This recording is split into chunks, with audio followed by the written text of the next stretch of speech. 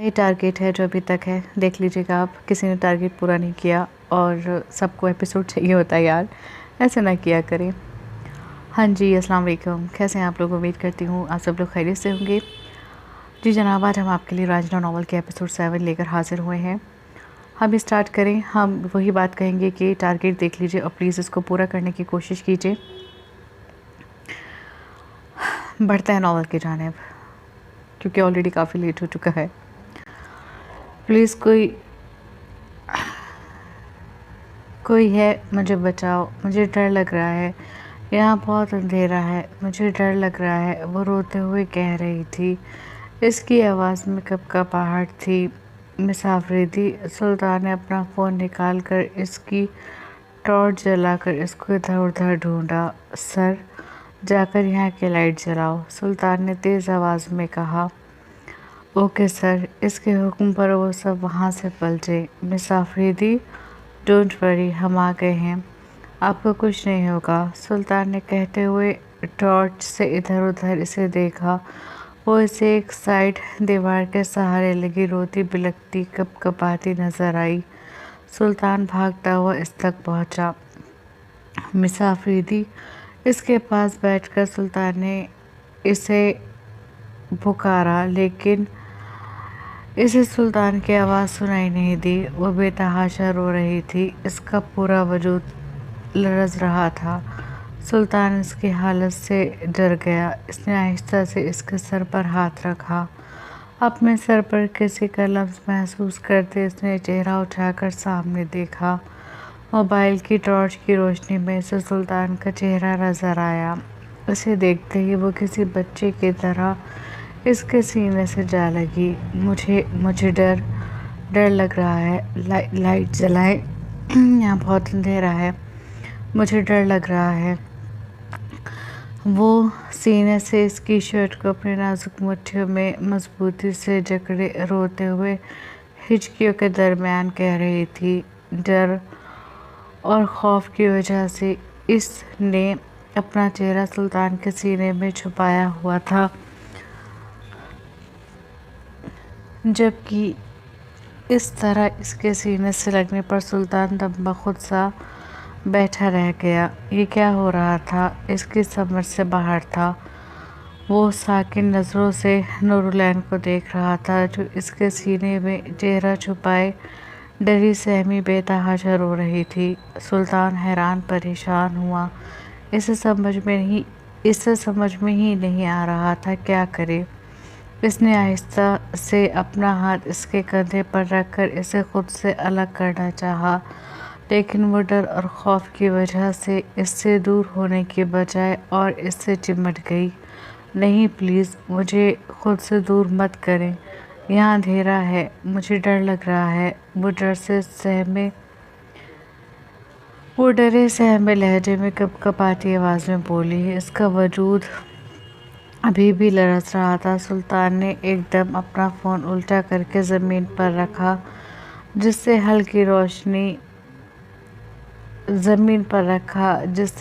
रोशनी चारों तरफ फैल गई। मुसाफिर थी। सुल्तान ने आहिस्ता से इसके कंधे पर हाथ रखकर इसे आवाज़ दी।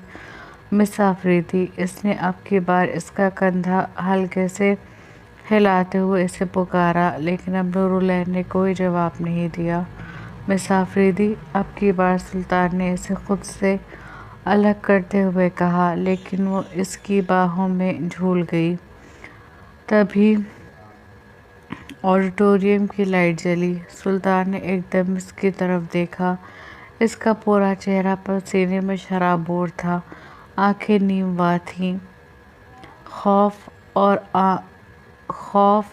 आंसुओं से भरी, और आंसू आँखों के कोनों से टूटकर बालों में जज्ब हो रहे थे।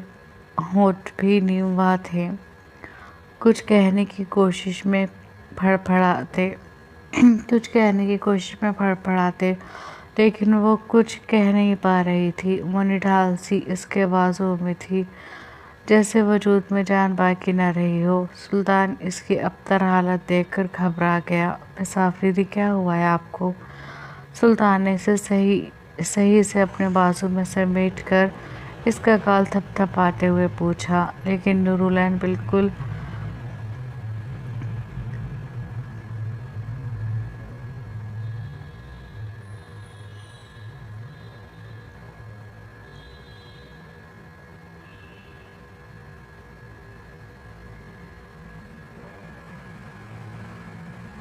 अनकॉन्शियस। मुझे खुद पढ़ने में देर लग गई। क्या हूँ मैं भी। नूरलैन बिल्कुल अनकॉन्शियस हो चुकी थी। मतलब मुझे ना ये सोचने में लगी कि मैंने अनकॉन्शियस सही लिखा है या नहीं। अनकॉन्शियस हो चुकी थी। सर क्या हुआ है मैडम को? अरे बाल ने अंदर आकर पूछा। बाकी सिक्योरिटी गार्ड बाहर ही खड़े हो गए थे। हमें नहीं पता, सुल्तान ने जवाब दिया। इसकी नज़र अभी भी अनकॉन्शियस सी नूरलैन पर थी। सर हम मैडम को हॉस्पिटल। रिबाल कुछ कहता कि तभी इन्हें मोबाइल की रिंग सुनाई दी। मोबाइल की रिंग पर इन दोनों ने इधर उधर देखा। मोबाइल की आवाज़ चेयर पर रखे हैंडबैग में से आ रही थी। रिबाल आगे बढ़ा और हैंडबैग उठाकर सुल्तान के पास ले आया। सर मैडम का फ़ोन आ रहा है। रिबाल ने हैंडबैग सुल्तान की तरफ बढ़ाते हुए कहा। आप फ़ोन निकाल कर देखें किसका है, सुल्तान ने कहा। इसकी एक नज़र अभी भी नूरुलैन पर ही थी। वो समझ नहीं पा रहा था कि इसे हुआ क्या है और वो इस अंधेरे में यहाँ क्या कर रही थी। सर स्क्रीन पर किरण लिखा हुआ आ रहा है। रिबाल ने हैंडबैग से फ़ोन निकाल कर सुल्तान की तरफ बढ़ाते हुए कहा। सुल्तान ने इसके हाथ से फ़ोन लिया और एक नज़र अपने बाजू में मौजूद नूरलैन पर डालकर मोबाइल ऑन करके कान से लगा लिया। अब यह कहाँ पर हैं आप? कितनी देर हो गई है? अम्मी अब्बू परेशान हो रहे हैं, प्लीज़ जल्दी आ जाएं। किरण ने फ़ोन उठाते ही बोलना शुरू कर दिया। सुल्तान इसकी आवाज़ सुनकर खामोश हो गया। इसकी आवाज़ में वाज़ेह परेशानी थी। अपिया क्या हुआ? अब बोल क्यों नहीं रही? सब खैरियत है ना? किरण ने पूछा। नहीं खैरियत नहीं है, सुल्तान ने इसके सवाल का जवाब दिया। नूरुलैन की फ़ोन पर किसी मर्द की आवाज़ सुनकर किरण एकदम डर गई। एक पल के लिए इसने कान से फ़ोन हटाकर स्क्रीन को देखा। नूरुलैन का ही नंबर था। नंबर तो अफिया का है, लेकिन ये फ़ोन किसने उठाया? आप कौन है और मेरी आपी कहाँ है? इसने दोबारा कान से फ़ोन लगाकर घबराते हुए पूछा। हम सुल्तान हैं, सुल्तान ने भारी आवाज़ में कहा। नवाब सुल्तान? किरण ने डरते डरते पूछा। इसकी घबराहट में और इजाफा हुआ। जी हम नवाब सुल्तान हैं, सुल्तान ने फिर कहा। मेरी अपिया कहाँ है? मेरी अपिया से बात कराएं, किरण ने कहा। सॉरी लेकिन अभी वो आपसे बात नहीं कर सकती, इनकी हालत ऐसी नहीं है। कहते हुए सुल्तान ने दोबारा नूरुलैन को देखा, जिसकी आंखें अब पूरी तरह बंद हो चुकी थी। क्यों, क्या हुआ मेरी अपिया को? अब बाकायदा किरण ने रोते हुए पूछा। हमें नहीं पता, ये हमें। फिर सुल्तान इसे सब कुछ बताता चला गया। क्या हमारी अपिया अंधेरे में थी? सारी बात सुनकर किरण ने इस बात की तस्दीक चाही। जी, सुल्तान ने जवाब दिया। प्लीज़ देखिए हमारी अपिया ठीक है ना? इनकी सांसें तो ठीक से चल रही हैं ना? वो अनकॉन्शियस तो नहीं है? इसके रोने में इजाफा हुआ। इसके कहते ही सुल्तान ने बगौर नूरलैन को देखा। इसने महसूस किया कि वाकई इतनी देर में कुछ तो बदला हुआ है। अब इसकी आंखें भी नहीं खुल रहीं और सांस वो हल्का सा झुका और इसकी सांसों को महसूस करने लगा। वाकई इसकी सांसें मध्यम चलने लगी थी। जी लेकिन ये क्यों हुआ? सुल्तान ने एकदम इससे पूछा। वो वाकई परेशान हुआ था। मेरी अपिया को निक्टोफोबिया है, अंधेरे में डरने की बीमारी। मेरी अपिया एक मिनट भी अंधेरे में नहीं रह सकती। पता नहीं वहाँ कितनी देर मीरा पिया अंधेरे में रही होंगी जो इनकी ऐसी हालत हो गई। किरण ने रोते हुए कहा। इसकी बीमारी का सुनकर सुल्तान चौंका और नूरलैन को देखने लगा। इसकी हालत जो थी वो ये बताने के लिए काफ़ी थी कि वो काफ़ी देर से इस अंधेरे में थी। देखिए, आप परेशान मत हो, हम हैं इनके साथ। आप हमें सिर्फ ये बताएं अब हम क्या करें। अगर आप कहेंगी तो हम इन्हें हॉस्पिटल ले जाएंगे। बस आप परेशान मत हो, सुल्तान ने इसे तसल्ली देते हुए कहा। नहीं, हॉस्पिटल नहीं, आप अपिया के हैंडबैग में देखें, इनकी मेडिसिन होगी। किसी भी तरह इन्हें होश में लाकर इनको मेडिसिन खिलाएं। हम इनके पास ये मेडिसिन ऐसे ही किसी वक्त के लिए रखते हैं। किरण ने कहा। ठीक है, अब आप हमें अपने घर का एड्रेस बताएं, हम इन्हें सही सलामत घर छुड़वाएंगे। सुल्तान ने कहा। जी, किरण ने कहा और अपने घर का एड्रेस बता दिया।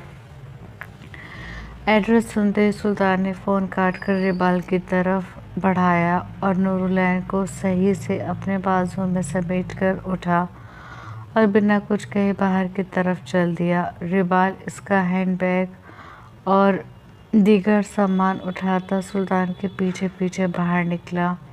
फैज़ान और इब्तिशाम, जो इन लोगों को ऑडिटोरियम में जाते देख चुके थे, अब नूरलैन को सुल्तान के बाजुओं में देखकर जी भर के हैरान हुए। इब्तिशाम, तुम देख रही हो? फैज़ान ने इब्तिशाम से कहते हुए इसकी तरफ देखा, लेकिन इसे देखकर वो हैरान हुआ। वो अपने हाथ में पकड़े कैमरे से सामने नजर आने वाले मंजर की तस्वीरें बना रही थी।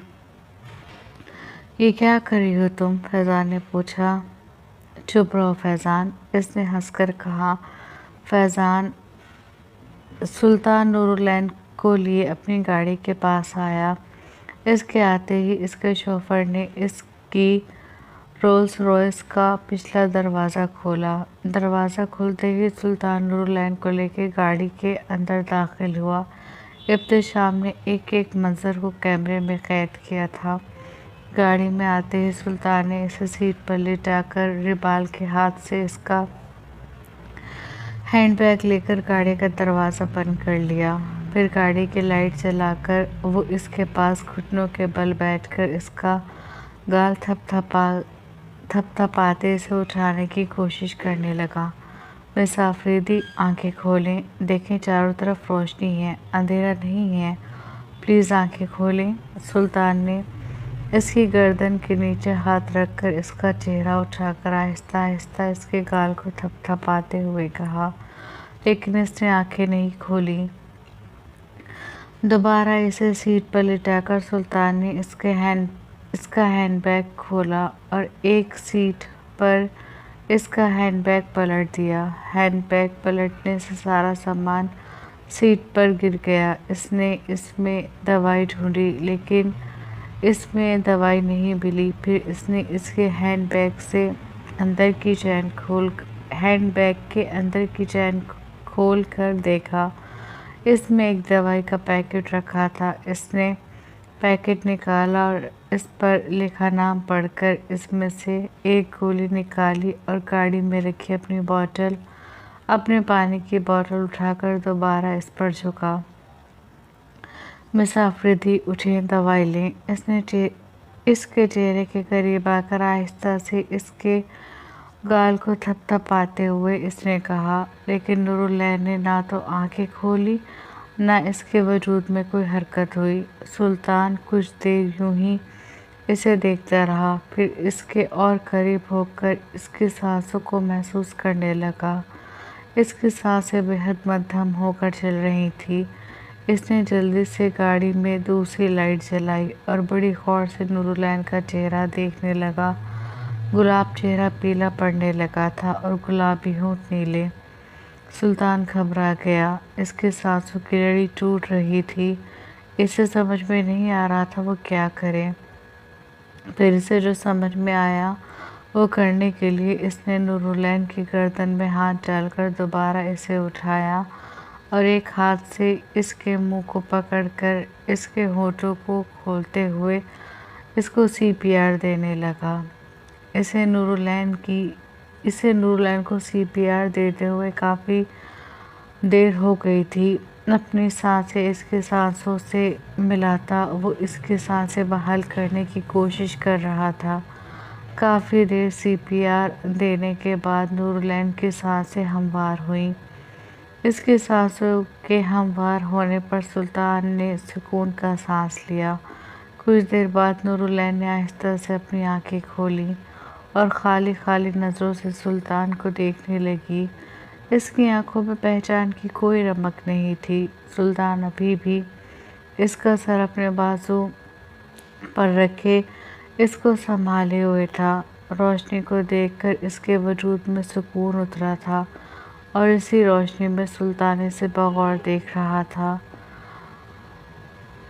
नीवा आंसू से भरी कंची आंखें और नीवा होंठ। सुल्तान ब्लैंक होकर इसे देख रहा था। नूरुलैन की आंसू भरी नीवा आंखें सुल्तान की पूरी आंखों के हिसार में थी। ये नज़रों का अनोखा मिलाप था, जहाँ एक तरफ खामोशी थी और दूसरी तरफ एक अजीब सा तूफान। इसकी खाली नज़रें करामत की नज़र साबित हुई थी। कुछ तो गया था सीने से दिल या रूह का कोई हिस्सा, ये सुल्तान को खबर नहीं थी। वो तो इसकी खाली नज़रों में बड़े जज्बे से देख रहा था। इसके चेहरे के एक नकूश को देखते सुल्तान की नज़र इसके होठों पर जा ठहरी। नीवा होठ, जिन्हें अभी कुछ देर पहले इसने अपने होठों से छुआ था। तब इसे कुछ एहसास नहीं हुआ, तब इसे सिर्फ इसकी ज़िंदगी बचानी थी। लेकिन अब इसके होठों को देखते इसे इसके होठों का लम्स अपने होठों पर महसूस होने लगा। वह हैरान हुआ खुद पर, अपने कारनामे पर। यह हमने क्या कर दिया? इसने खुद से सवाल किया। हमें नहीं करना चाहिए था, इसने खुद को मलामत की। पानी, वो सोच रहा था कि इसके कानों में नूरुलैन की टूटी फूटी बेहद धीमी आवाज़ सुनाई दी। इसने एकदम इसे देखा, फिर अपनी बोतल का कैप खोलकर इसने हाथ में पकड़ी दवाई इसके मुंह में रखी और बोतल इसके होठों से लगा दी। नूरुलैन ने बड़ी मुश्किल से वो दवाई खाई और पानी पीकर दोबारा इसके बाजू में ढह गई। इसकी हालत इस वक्त ऐसी थी कि वो खुद से हाथ तक नहीं हिला पा रही थी। इसका जहन मफलूज हो चुका था, ना इसे कुछ समझ आ रहा था, ना कुछ सुझाई दे रहा था। इसके इस तरह दोबारा अपने सीने से लगने पर सुल्तान गहरी सांस भरकर रह गया। इसका नया नया तजुर्बा था। अपनी 27 साल ज़िंदगी में इसने कभी इस तरह का तजुर्बा नहीं किया था। ये नहीं था कि इसकी कोई फीमेल फ्रेंड नहीं थी, बस इसने किसी को हद से गुजरने की इजाज़त नहीं दी थी और ना ही कभी खुद हद से तजावुज़ किया था। लेकिन आज पहली बार इसने अपनी हद को तोड़ा था। हमने ये सब कुछ आपकी जान बचाने के लिए किया है, प्लीज़ हमें गलत मत समझना, सुल्तान ने अपने सीने से लगी नूरुलैन से आहिस्ता से कहा। इसे लगा जैसे अब वो नॉर्मल हो गई, तो इसने माजरत कर ली। लेकिन सामने से कोई जवाब न पाकर सुल्तान ने झुककर इसका चेहरा देखा। वो आंखें मूंदे शायद दोबारा वो नूदगी में चली गई थी।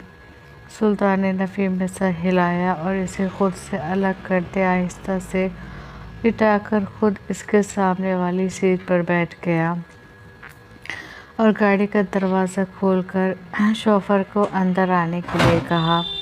रिबाल, आप मुसाफिरी की गाड़ी से आए, हमें इन्हें सही सलामत घर छोड़ना है, सुल्तान ने कहा। सर मैडम अब ठीक है ना? रिबाल ने नूरुलैन को देखते हुए पूछा। जी अब बेहतर है। सुल्तान की नज़र भी इस पर गई। अब आप इनकी गाड़ी लेकर आए, हम पहले इन्हें घर छोड़ेंगे, फिर घर चलेंगे। कहते हुए सुल्तान ने अपनी गाड़ी का दरवाज़ा बंद कर लिया। एसी फुल स्पीड पर कर दें, सुल्तान ने शोफर से कहा। ओके सर, इसने कहा और एसी फुल स्पीड पर कर दी। इसे पसीने आ रहे थे और क्यों ना आते, आज पहली बार वो किसी सिनफ़े नाजुक के लम्स से आशना हुआ था। पहली बार किसी के लबों का नरम गर्म लम्स महसूस किया था। एकदम जज्बातों में तूफ़ानी मची थी। ये हालत तो होनी लाज़मी थी। अपने माथे पर आई पसीने की नन्ही नन्ही बूंदों को साफ करते इसने अपने भूरे बालों में हाथ फेरना शुरू किया। फिर सीट की पुश्त से अपने सर को टिकाकर आंखें मूंद ली। अब वो नूरुलैन की तरफ देखना भी नहीं चाहता था। वो लड़की आज इसके उसूलों को तोड़ गई थी। मजबूरी में ही सही, आज सुल्तान ने अपने उसूल अपने हाथ से तोड़े थे। किरण हॉल में सोफे पर बैठी बेचैनी से अपने हाथों की उंगलियां मरोड़ रही थी, जबकि मुज़ना बेगम सामने सोफे पर बैठी मुस्तकिल आंसू बहा रही थी और आफरीदी साहब परेशानी की कैफियत में इधर से उधर टहल रहे थे। किरण इन्हें नूरुलैन की तबीयत का बता चुकी थी और जब से इन्होंने सुना था तब से वो बेहद परेशान थे। आफरीदी साहब नूरुलैन को ले जाने के लिए जा रहे थे, लेकिन किरण ने इन्हें मना कर दिया था। इसने बता दिया था कि सुल्तान ने कहा है कि वो इसे खैरियत से घर पहुंचा देंगे। कौन ला रहा है मेरी बच्ची को? इन्होंने कुछ बताया था? इन्होंने रोते हुए किरण से सवाल किया। इन्होंने बस ये कहा था कि हम इन्हें सही सलामत घर पहुंचा देंगे। अब मुझे ये नहीं पता कि वो ला रहे हैं या कोई और। किरण ने उठकर अपनी माँ के पास आते हुए कहा। आफरीदी साहब ने नूरुलैन के नंबर पर फ़ोन किया, लेकिन फ़ोन रिसीव नहीं किया गया। वो 2-3 बार पहले भी ट्राई कर चुके थे, लेकिन फ़ोन किसी ने नहीं उठाया था। पता नहीं इसका फ़ोन साइलेंट हो गया था या बंद। किरण, आप मुझे बताएं, इन्होंने क्या कहा था? फ़ोन बंद करके वो पलटकर इनके पास आकर बोले। अब्बू, इन्होंने कहा था कि वो अभिया को खैरियत से पहुंचा देंगे। इसने अपने बाप के चेहरे पर घबराहट और परेशानी देखते हुए कहा। अगर वो नूरुलैन को लाने के लिए कह रहे थे तो अभी तक लाए क्यों नहीं? इन्होंने बेचैनी से अपने दिल पर हाथ रखकर दिल के मकाम को सहलाते हुए कहा। जैसे जैसे वक्त गुजर रहा था वैसे वैसे इनकी घबराहट बढ़ती जा रही थी। अब वो आप परेशान मत हो, वो अभिया को लेकर आते ही होंगे। किरण ने उठकर अपने बाप को समझाते हुए कहा। आफरीदी साहब की हालत देखकर मुज़ना बेगम और रोने लगी। अब्बू, आप, वो अभी अपने बाप को और दिलासे देती कि इसे अपने घर के बाहर गाड़ियों की आवाज़ सुनाई दी। अब्बू, शायद वो लोग आ गए। वो जल्दी से इनसे अलग होती बाहर की जाने भागी। किरण के पीछे पीछे आफरीदी साहब और मुज़ना बेगम भी बाहर की तरफ लपके। बाहर आकर इन्होंने देखा 3-4 बड़ी बड़ी गाड़ियाँ इनके घर के बाहर खड़ी थीं। इनमें से एक गाड़ी नूरुलैन की थी। 2 गाड़ियों से हथियारों से लैस गार्ड गाड़ी के बाहर थे, जबकि दूसरे नंबर पर जो गाड़ी खड़ी थी अभी तक इसमें से कोई बाहर नहीं आया था। तभी एक गार्ड आगे बढ़ा और सुल्तान की गाड़ी का दरवाज़ा खोल दिया।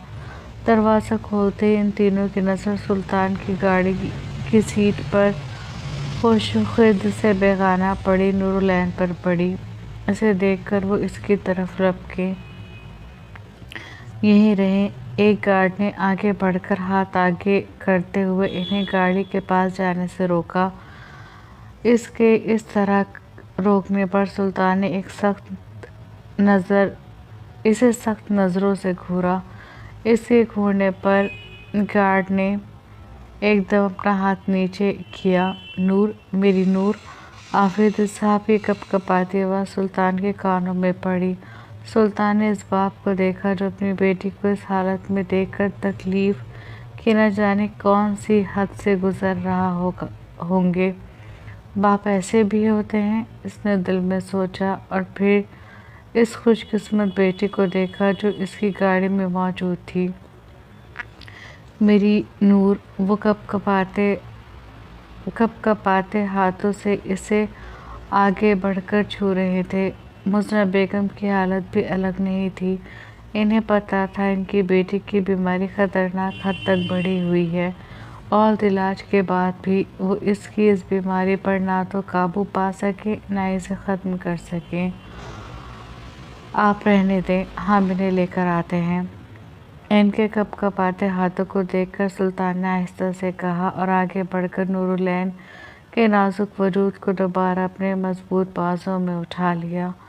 नूरुलैन को अपने बाजों में उठाए वो इनके साथ अंदर की तरफ जा रहा था। आप यहाँ लिटा दें। हॉल में आकर बड़े सोफे की तरफ इशारा करते हुए आफरीदी साहब ने कहा। सुल्तान ने इनकी बात मानते हुए नूरुलैन को इस सोफे पर लिटा दिया। इसे लिटाकर वो पीछे हुआ ही था कि उसे मुज़ना बेगम की आवाज़ सुनाई दी। आपने किया है ना ये सब? इन्होंने रोते हुए पूछा। इनकी बात पर सुल्तान की आंखें हैरत से खुली। जी? सुल्तान ने ना समझी के अंदाज में पूछा। मैं कह रही हूँ आपने किया है ना ये सब? मेरी बेटी ने आपके खिलाफ अखबार में लिखा था, अपने शो पर आपके खिलाफ बात की थी, इसी का बदला लिया है ना आपने? वो नूरुलैन के सर पर हाथ रखकर डर और खौफ के मिले जुले तासुरात लिए पूछ रही थी, जबकि सुल्तान हक तक सा इन्हें अपनी ज़ात पर इल्ज़ाम तराशी करते देख रहा था। हमने कुछ नहीं किया, सुल्तान ने संजीदा लहजे में कहा। फिर मेरी बेटी की ये हालत कैसे हुई? वो रोते हुए पूछ रही थी। हमें नहीं पता, और जो हमें पता है वो हम बता चुके हैं। सुल्तान का लहजा एकदम ही सपाट हुआ था। इसका सपाट लहजा किरण और आफरीदी साहब ने बखूबी महसूस किया था। वो आफरीदी साहब ने कुछ कहना चाहा, लेकिन इसका सर तासुर देखकर वो खामोश हो गए। जबकि सुल्तान इन तीनों पर एक नज़र डालकर सोफे पर बेहोश पड़ी नूरुलैन को देखता वहाँ से वॉकआउट कर गया।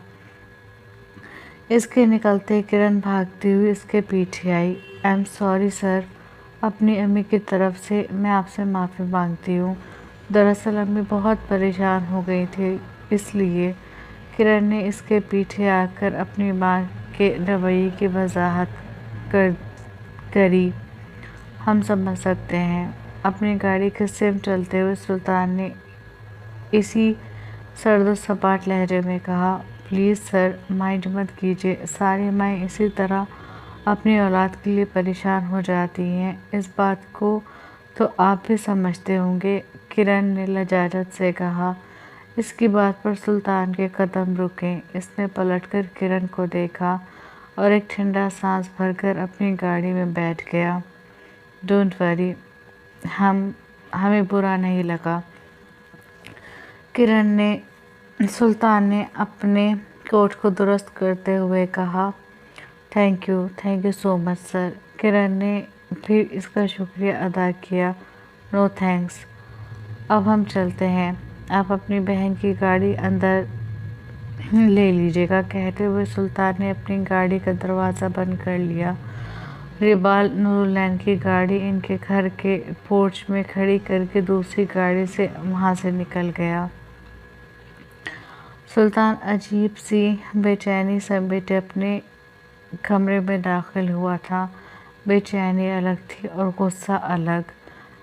यही कैफियत इसकी पूरी रास्ते रही थी। इसे समझ में नहीं आ रहा था कि इसे क्या हो रहा है। नूरुलैन की हालत से वो परेशान था और इसकी माँ के इल्ज़ाम से वो गुस्सा था। भलाई का ज़माना ही नहीं है। एक तो हमने इनकी बेटी की जान बचाई, ऊपर से वही हमें अपनी बेटी की इस हालत का जिम्मेदार समझ रही थी। सोचते हुए वो कमरे में आया था। कमरे में आकर वो कमरे में मौजूद किंग साइज सिंगल कुर्सी पर बैठ गया। बैठकर इसने गहराई से अपनी आंखें बंद की थी। आंखें बंद करते ही इसके सामने वही मंजर आ गया जब वो नूरुलैन को CPR दे रहा था। इसने एकदम अपनी आंखें खोली और बेइख्तियार इसके हाथ अपने होंठ पर गया था, जहाँ पर एकदम इसे नूरुलैन के नर्म और नाजुक लबों का लम्स महसूस हुआ था। हमने जो कुछ किया वो सिर्फ इनको बचाने के लिए किया, सिर्फ इनको बचाने के लिए। अपने होठों से हाथ हटाकर इसने खुद को तसल्ली दी। तबीयत इसके लम्स को महसूस करते एकदम फिर से बेचैन हुई थी। कुछ देर इसी तरह बेचैनी से बैठे रहने के बाद वो उठा और उठकर अपना कोट उतार कर साइड में रखा। फिर अपनी टाई की नॉट ढीली करके टाई निकाली, रिस्ट वॉच और वॉलेट निकालकर बेड साइड पर रखा। कफलिंग्स निकालकर वॉलेट के पास रखें और अपनी आस्तीनों को फोल्ड करता वो कदावर आईने के सामने आकर खड़ा हो गया। आईने के सामने खड़े होकर वो अपनी शर्ट के बटन खोल रहा था जब इसकी नज़र अपनी शर्ट पर मौजूद सुर्ख निशान पर पड़ी। इसने आईने में से नज़र हटाकर एकदम अपनी शर्ट की जानिब देखा। इसकी शर्ट पर सीने की जगह छोटे छोटे लाल रंग के धब्बे थे। इसने बगौर इन धब्बों को देखा, फिर शर्ट के बटन खोलकर अपने सीने को। इसके सीने पर नूरुलैन के नाखून के निशान थे। उस वक्त वो जिस तरह सीने से इसकी शर्ट को पकड़े हुए थे, ये होना तो लाजमी था। 3-4 जगह इसके नाखूनों के निशान थे, जिनमें से हल्का सा खून निकलकर इसके सफ़ेद शर्ट को दागदार कर गया था। सुल्तान ने आहिस्ता से इन निशानों पर अपना हाथ रखा। तो हमारा दुश्मन हम पर पहला वार कर चुका है। इंटरेस्टिंग। इन निशानों को देखते हुए सुल्तान ने दिल में कहा और बेइख्तियार इसके होठों पर मुस्कुराहट उभरी। जंगली बिल्ली। नूरुलैन को लक़ब से नवाजते इसके होंठ आप गहरी मुस्कुराहट में ढले थे। जारी है। जी जनाब, कैसा लगा आपका आज का एपिसोड? कमेंट सेक्शन में ज़रूर बताइएगा। मिलते हैं नेक्स्ट एपिसोड में। अपना ध्यान रखिएगा, अपनों का ध्यान रखिएगा और टारगेट को पूरा कीजिएगा।